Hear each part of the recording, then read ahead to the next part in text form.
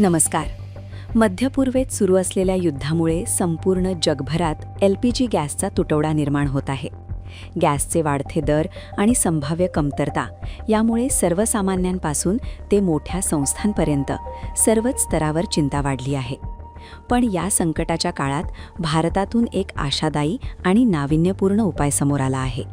देशातील प्रतिष्ठित शैक्षणिक संस्था IIT बॉम्बेने विकसित केलेली बायोमास गॅसिफिकेशन टेक्नॉलॉजी सध्या चर्चेचा विषय ठरली आहे. ही तंत्रज्ञान इतकी खास आहे की कोरड्या पानांपासून स्वयंपाकासाठी वापरण्यात येणारा गॅस तयार केला जातो. म्हणजेच जे कचरा समजलं जात होतं त्याचाच उपयोग आता इंधन म्हणून केला जात आहे.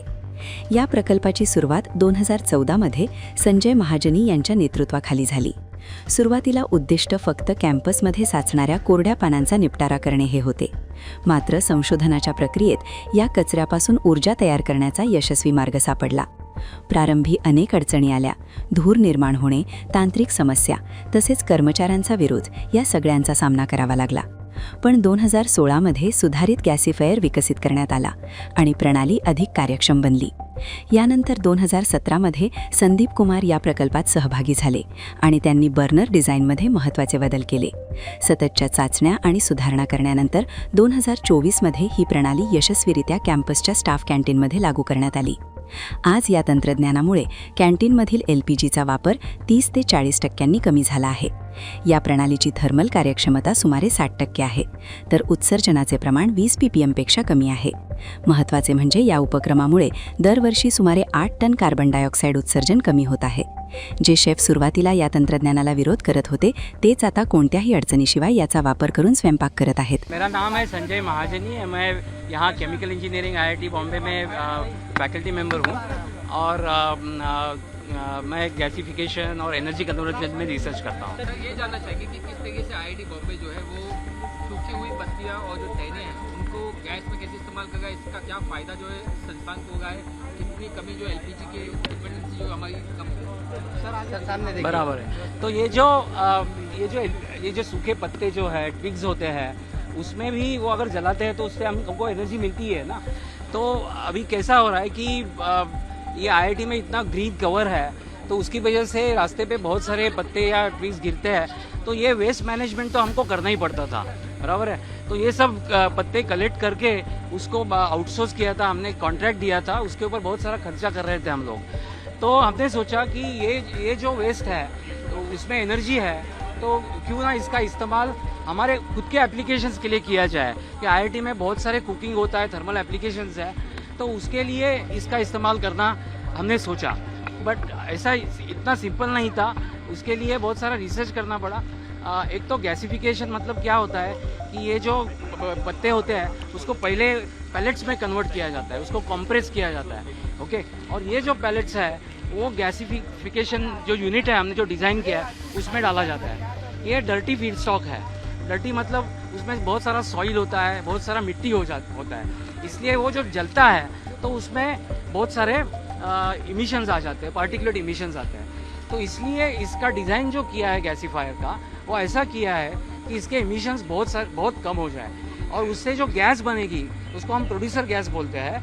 कार्बन मोनोऑक्साइड एंड हाइड्रोजन होता है, वो इमीडिएटली हम बर्न करते हैं और वो बर्न करने के बाद गैस जब बर्न होता है तो उसकी इमिशंस बहुत कम होती है. ओके. और ये जो गैस बर्न होता है तो एनर्जी जो निकलती है उससे हम पानी का स्टीम बनाते हैं, पानी का वाफ बनाते हैं. और वो जो स्टीम है वो स्टीम कैंटीन में चला जाता है और कैंटीन में सब स्टीम कुकिंग जो होता है, यूटिलिटीज़ होता है, उससे वो कुकिंग करते हैं. अगर आम जनता के लिए अगर सरल भाषा में ये भी बताएं कि इससे कितना फ़ायदा संस्थान को पहुँचा है, कितना गैस बराबर है. ये अभी देखो, ये अभी तो प्रयोग है, ये एक्सपेरिमेंट है. ये हम 1 साल चला रहे हैं क्योंकि कैसा होता है ना, कोई भी नई चीज़ करनी है तो इमीडिएटली एकदम बड़े स्केल पे नहीं करते हैं, उसको पहले छोटे स्केल पे करते हैं. अगर वो वर्क होता है, सब लोग उससे खुश हैं, तभी हम लार्ज स्केल पे लेके जाते हैं. तो अभी मैं इसके जो रिजल्ट्स हैं वो आपको बोल देता हूँ. हाँ, ये जो कैंटीन है, ये कैंटीन में हर दिन 2 LPG सिलेंडर लगते थे पहले. ये गैसीफायर हमने चलाया, ये गैसीफायर लगाया, उसकी वजह से उनको अभी ऑलमोस्ट 1 सिलेंडर बचता है एवरी डे. अगर 2 गैसीफायर लगाएंगे तो 2 सिलेंडर बचेंगे. लेकिन कैसा है ना, ये सब करने के लिए अंदर कुकिंग फैसिलिटी और वो सब मॉडिफाई करना पड़ता है, इसलिए सेविंग तो होता है बट बाकी भाई पूरा कॉस्ट देखना पड़ता है। हाँ, मतलब अल्टीमेटली ये जो कुकिंग है वो स्टीम बेस्ड कुकिंग है, बराबर। मतलब गैस बनता है, डायरेक्टली गैस बर्न वो भी कर सकते हैं, मतलब डायरेक्ट गैस अंदर लेके वो बर्न कर सकते हैं, बट क्या होता है ना, कभी कभी वो स्मोक होता है, कभी कभी उससे स्मेल भी आ जाता है। तो इसलिए एनक्लोज किचन अगर है तो अच्छा होगा कि हम गैस बाहर बनाएंगे, गैस से स्टीम बनाएंगे और वो क्लीन स्टीम जो है वो अंदर जाएगी, ओके। और उसकी वजह से जो किचन में जो एटमॉस्फेयर होता है वो बहुत अच्छा होता है। अगर गैस की बारे में बात करें, रोजाना कितना गैस लगता है, इससे कितना फायदा हो रहा है, गैस कितना यूजफुल हो रहा है? नहीं, वही तो मैंने बोला ना, नंबर ऑफ बता पाएंगे, जैसे कि 2-3 गैस, तो इससे कितना उत्पादन गैस हो रहा है? कितना परसेंटेज? मतलब इससे जो गैस बनता है ना, इससे ऑलमोस्ट एक एलपीजी सिलेंडर सेव हो रहा है।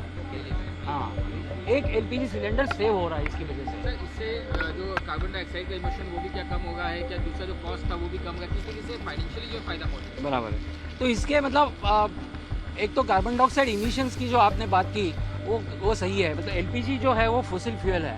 एलपीजी आप जब बर्न करते हैं तो हवा में जो कार्बन डाइऑक्साइड जाता है वो वापस नहीं आता है। अगर बायोमास जो है, मतलब ये पत्ते जब मैं बर्न करता हूँ तो उससे जो कार्बन डाइऑक्साइड निकलेगा वो वापस ट्रीज लेंगे और ये साइकिल पूरा हो जाएगा, बराबर है।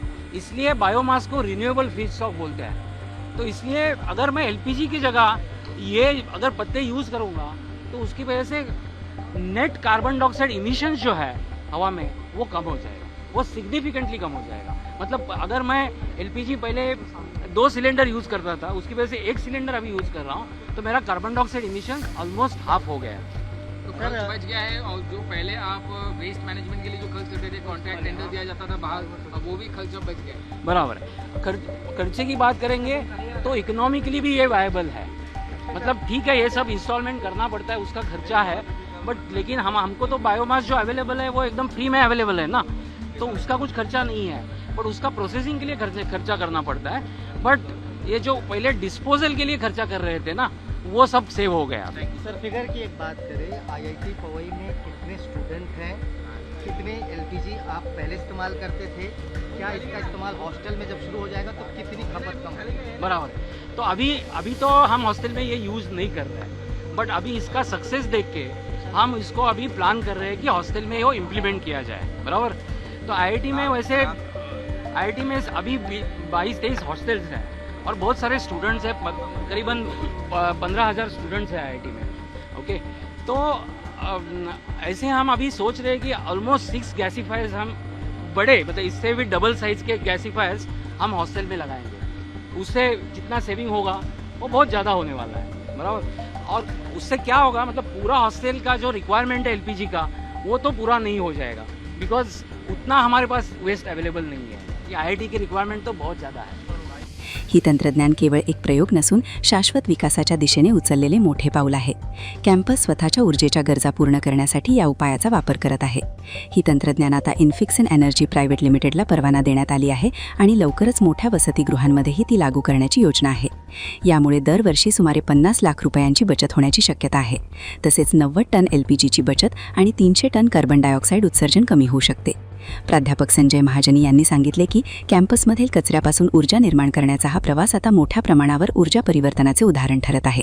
खरंच कोरड्या पानांपासून गॅस तयार करणारी ही तंत्रज्ञान भविष्यातील ऊर्जा संकटावर मोठा उपाय ठरू शकते. धन्यवाद.